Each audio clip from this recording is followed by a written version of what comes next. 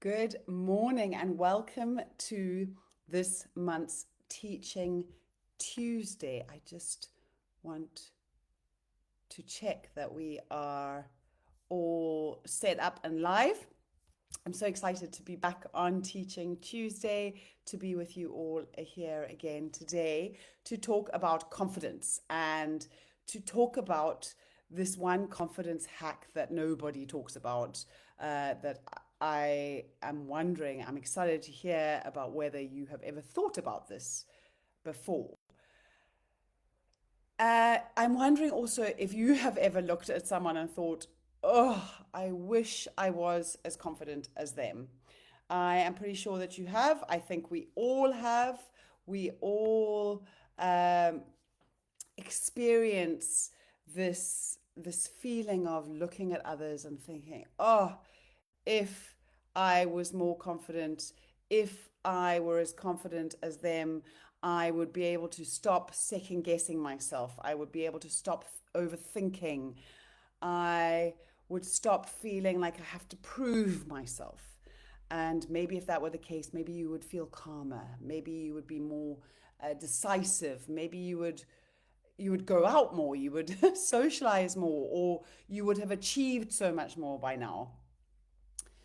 But here's the thing: everything we have been taught about confidence is backward.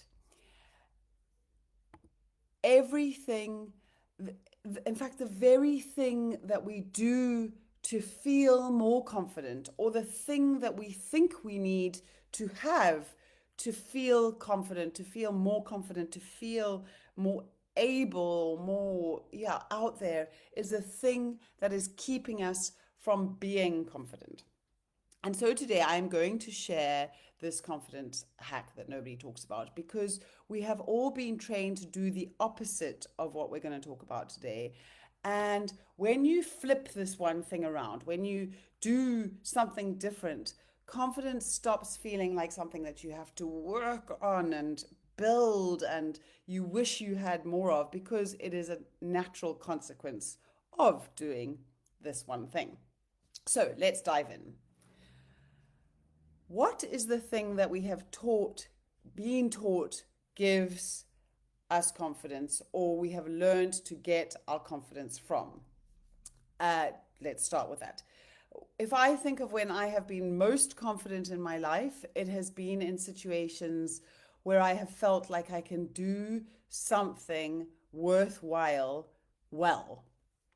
And the interesting thing is that there are lots of things that I can probably do well, but they don't necessarily bring me confidence. So, why do these particular things or these particular situations make me feel more confident than others? It is because they are the things that I have been praised for. We have been taught that confidence comes from getting it right or doing things well. So we work hard to get it right, to do things well, but to get the right things right. And so we specifically are working hard on getting the right things right, that are the right things in the eyes of others, but about there, but you get the gist of what I'm trying to say. And so we are seeking approval for the things that we do, whether that approval is from parents or teachers or bosses or social media, our partners, maybe even from our children. We are seeking approval for the things that we do, and we get confidence from that approval. Why do we do this? We are wired for survival. We are wired to have our needs met. And if we think of Maslow's hierarchy of needs, the most basic needs that we are looking to be met are the need for food, the need for water, uh, at the most basic, at the most fundamental. And then we kind of step up a level, and the need then is for the need for security. Maybe that's a home, maybe it's a job, a bed to sleep in at night. And I imagine that most of you watching this or most of you listening to the podcast have these two fundamental levels of needs met. It is the next level of need where I see us stumbling the most. And this is the need for love and belonging. It is a tricky need because it is a need that is not as quantifiable, not as measurable as those two fundamental needs that we already have met. It's one that is harder for us to see, and yet we feel that need being met when we are praised. And so, because we are wired to have this need met, our survival depends on having this need met. We do so by looking for external validation, by looking for approval, because when we feel like we are approved of, we feel like we are loved, like we belong, and this means that we are safe. So if we do this, if we behave in this way, we get praised, we are approved of, and we feel safe. If we do this, if we behave in this way and we get scolded or chastised, we learn that that behavior does not make us feel safe, and so we stop doing it. But as we have grown up, we have fallen into a trap. And the trap is that the more we seek approval from others, the less confident we feel. And we are in this cycle of seeking approval and actually feeling less confident than we should. Why is this?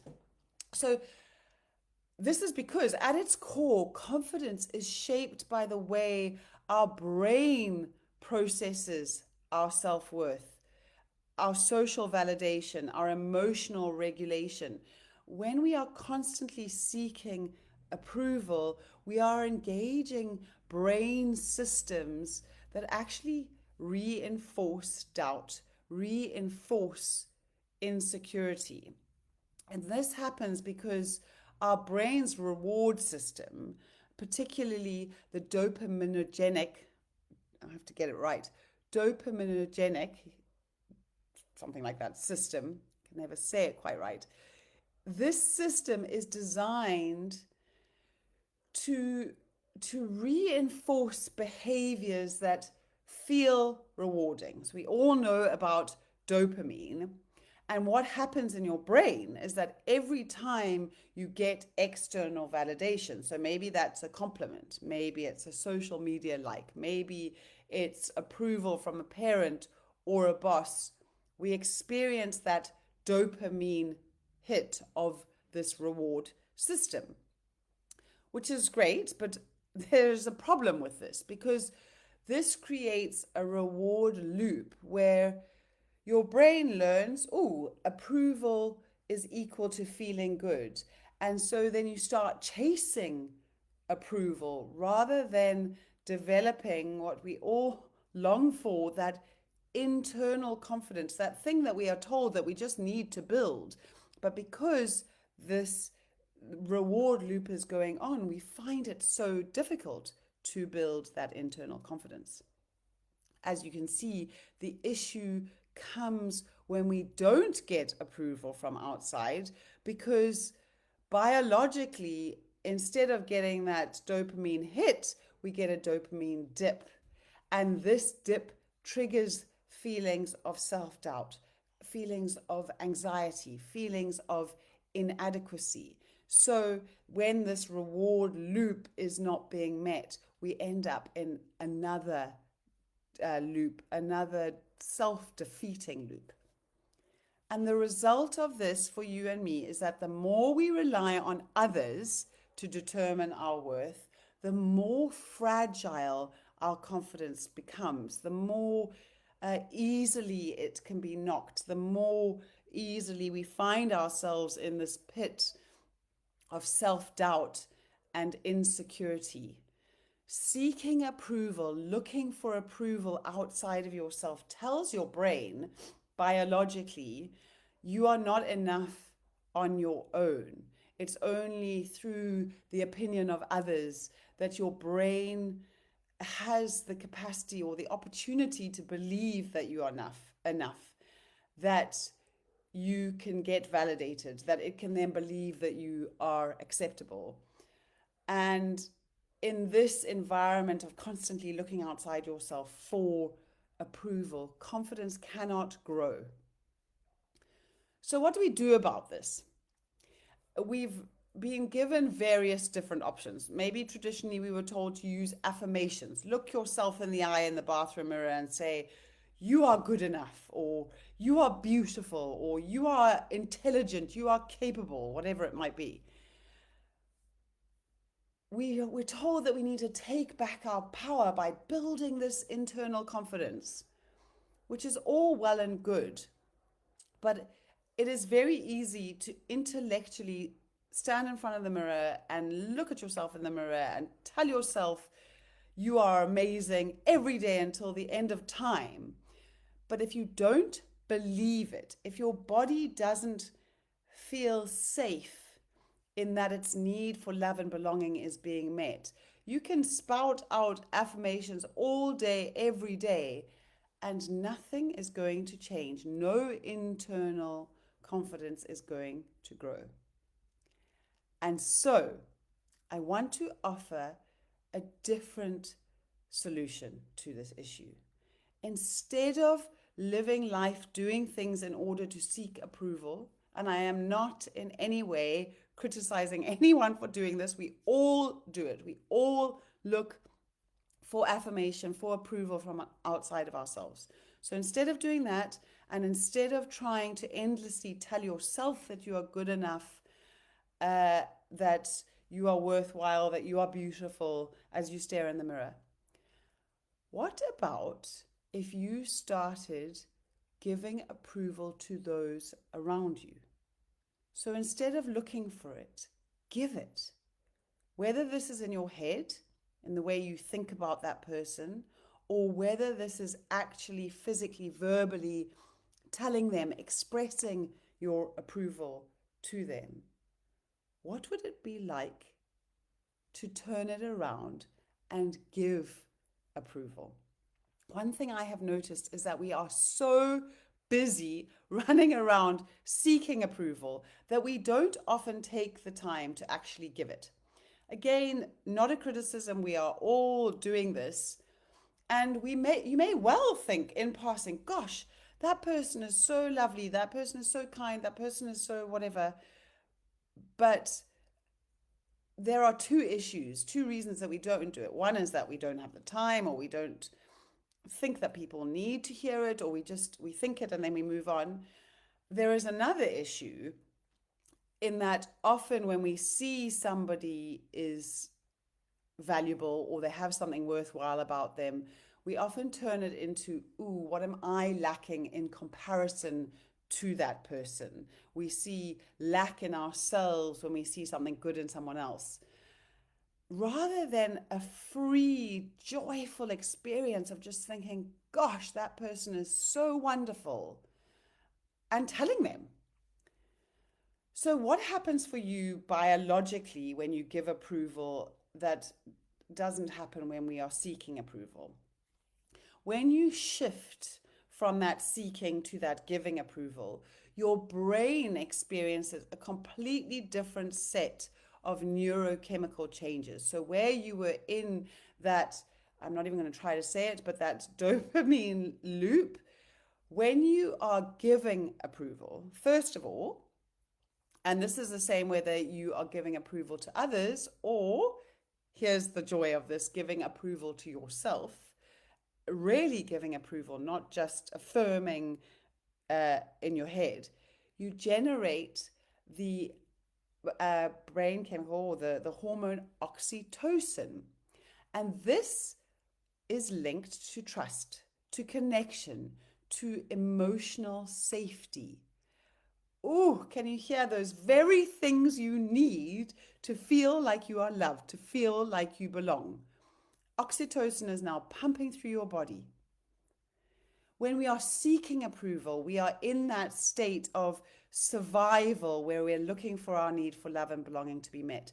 And when you are in a state of survival, you are in a stress response state. You are in a state that says, I need to fight or I need to run away from this situation. And in that response, in those situations, you feel anxious and uncertain. But when you turn it around and you give approval, when you have that oxytocin running through your body, that stress response uh, is reduced, it diminishes, and you create your own sense of inner security, of inner belonging, rather than relying on that external praise. So you've got oxytocin. And where oxytocin is a bonding chemical, when you give approval, you also have serotonin running through your system. And this hormone is a key neurotransmitter in confidence and in leadership. You are a leader of yourself, first of all, but you are a leader of your home. You are a leader of your workplace. And when this hormone, serotonin, increases in your body, you have the capacity to lead. And when you take control of your own self-worth, rather than giving that power away to someone else, that this hormone starts pumping through your body. When you extend the same generosity to others by approving of them, this hormone is pumping through your body. When you give approval instead of waiting for someone else to make you feel valuable, to make you feel worthwhile, you take the lead in creating your own confidence, in creating other people's confidence. You have the capacity to lead, to build. What a gift. And so, as I've said, and this is something really important to note, you don't only have the opportunity to give approval to others, you can also give yourself approval. And this is different to those affirmations that I mentioned earlier. You're not convincing yourself that you are something that you do not really believe you are. Rather, I feel when you are giving approval to yourself, you are giving yourself praise for the things that you are, that you really are, that you believe that you are, that you see yourself doing well. So there is this difference between, rather than the lack that you're trying to make up for, you are actually seeing the traits, the behaviors, the things that you do well, that you already have. So let's think of an example of what this might look like. And I'll use this example because it's relevant for me and it's one that I use quite frequently for myself. So instead of thinking, oh, that was not a very good meal and it didn't taste great and oh, I'm a hopeless cook and I'm just not very good at this, and what if you said, I give myself an A for cooking tonight's meal from scratch, for thinking about it, for doing the shopping, for making something healthy? Or if cooking is not your thing, you might say, I applaud myself for getting up this morning and getting everyone out of the house on time. Something that you have done well, that is not out of lack, but noticing where you have done something well.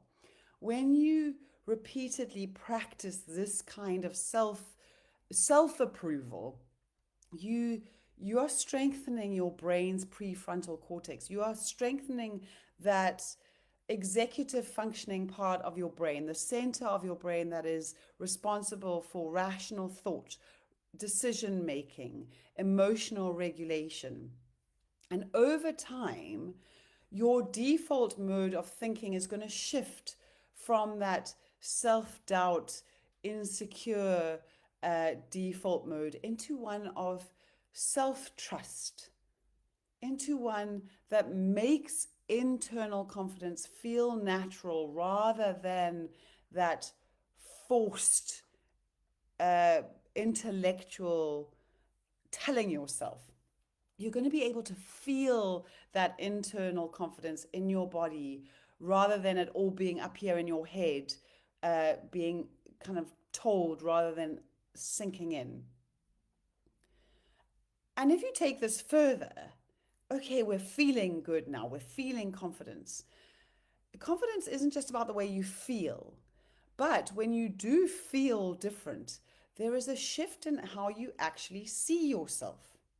When you make a habit of giving approval to yourself, to others, you start to see yourself in a way that allows you to create a new identity. So instead of that approval seeking identity of, I need others to validate me, you actually build an identity around this person who gives approval, this person who is a source of confidence, both for yourself and for others. And when you become this source of confidence, I'm telling you, you will start to notice that others are going to be drawn to you. It kind of makes sense. I mean, it's common sense that that would happen.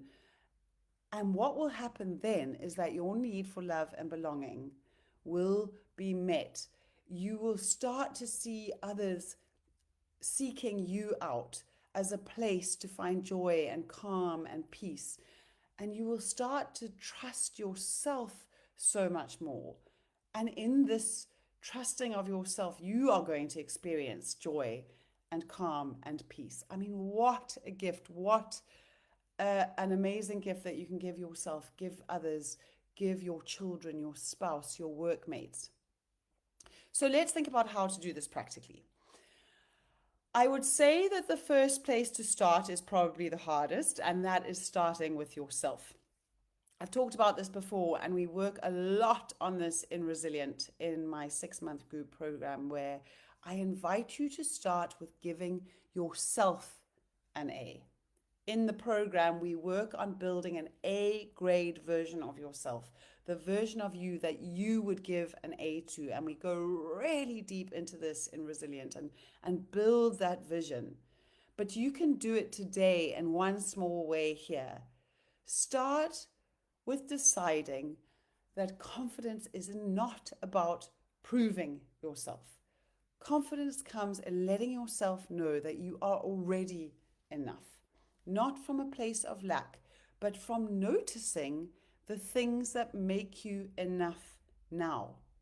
Instead of saying, oh, I should be more patient, you could think, today I give myself an A for doing my best. Whatever you think, whatever you see, whatever you notice, this is going to activate that serotonin, that leadership hormone. It's going to allow you to lead yourself better first. And when you can do that, you have so much more space to actually become more patient, to become more at ease, to be more calm, to be more focused. You are doing and being the things that you want rather than drowning more and more in that self-doubt and that insecurity. So start with giving yourself an A. Then, secondly, start giving others an A. Take your focus off yourself, off your failings, off where you are falling short. Start looking for where you can give confidence away freely to others. Not to say that this is going to be easy, this can also be quite hard. First of all, it is hard to build others up when we ourselves are not feeling great, but give it a try. It gets easier every time. It might also be hard to do this when we are used to seeing lack in others, where we are used to looking out for where others are falling short. But perhaps instead of looking for where your children, your spouse, your teammate, your subordinate, where they are just not meeting the mark, assume that they are doing their best. Instead of thinking, oh, why don't they just listen to me? Try thinking, wow, I give them an A for being who they are. I give them an A for whatever you see that is positive in them. Find something in them that you really appreciate. This is going to increase oxytocin in you And you are going to feel emotionally safe, and they are going to experience connection. And there's just going to be this amazing building of relationship and confidence for both of you. So that is happening in your head. You are giving yourself an A in your head. You are giving them an A in your head. The third thing that you can do is to verbally give confidence freely away to others. Compliment a friend. Let me tell you that you are not the only one feeling less than, feeling insecure, experiencing that self doubt. When you compliment someone, you are building them up. And at the same time, you are rewiring your brain's prefrontal cortex. It makes you both feel great, and it is serving you both so beautifully. When you start giving yourself and others away, when you start giving away approval rather than seeking it out, you are going to be feeling so good. You are going to be feeling calmer. You are going to feel more at ease. You are going to feel connection and joy. You stop playing that exhausting game of proving yourself. You have more energy. Others are drawn to you. I mean, it is a win-win all round. I cannot see why anybody wouldn't start doing this today. It is just such a wonderful way of shifting things. I am not saying that it's easy. And as I said at the beginning, we have been taught to do things the other way. But when you start giving approval, your life will change. You will find it easier to do this, and you will find other things so much easier. It is so worth it. So here is my challenge for you today. Catch yourself when you are seeking or waiting or longing for approval. Instead of looking for validation, try giving it first to yourself. Give yourself an A simply for being, for showing up, for doing the things that you are already doing instead of looking for what you're not doing. Then give approval to others. Give your children, your spouse, your teammate an A just for being who they are. Give someone in your life an A with no conditions attached, no need to prove it. See how that feels. And then tell them verbally if you want to. I really appreciate you for this, or I really notice that you did that well. Come and let us know in this group if anything changes for you when you do that. Let us know what happens for you, what shifts happen. If you are not in our free community on Facebook, you're listening to this on the podcast, come and join the community and tell us what's happened for you this week. The link is in the show notes. When you join the group, you get trainings like this, you get opportunities for coaching, you get a space to hang out with other mums who are longing for a life of calm and presence and ease like you are, and you just get to be part of this incredible community. I can't wait to hear from all of you how you get on as you start dishing out approval this week. Have fun with it, build your confidence, bring joy to your life, to the lives of people around you. It is just something that I cannot believe you wouldn't want to do, and I can't wait to hear how it goes.